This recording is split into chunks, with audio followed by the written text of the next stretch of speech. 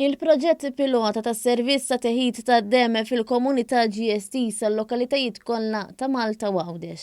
Dan is-servizz huwa maħsub għal dawk l-anzjani jew persuni b'diżabilità li ma jistgħux joħorġu mid-dar tagħhom minħabba raġunijiet ta' saħħa jew mobilità biex ikun jista' jittieħdilhom id-dem għat-testijiet minn nies professjonisti bla ħlas fil-komunità ta' darhom.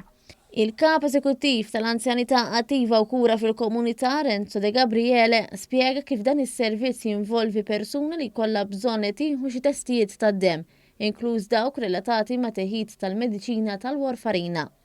Spjega kif wara il-klijenti jittieħdulhom id-dettalji neċessarji ħalli professjonisti mħarġa apposta jiġu d-dar sabiex jieħdu l-kampjune tad-dem.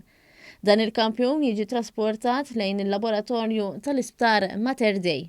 Dan huwa servizz li se jaħdem mit-tnejn sas-sibt li jridu tiċemplu fuq 22589393 u hemmhekk tagħtu d-dettalji tagħkom ħalli tkunu tistgħu tirċievu dan is-servizz fid-dar tagħkom. Dr. Renzo De Gabriele preżenta wkoll ċertifikat lil 9 infermiera tal-li temmew b'suċċess il-kors tal-flebotomija.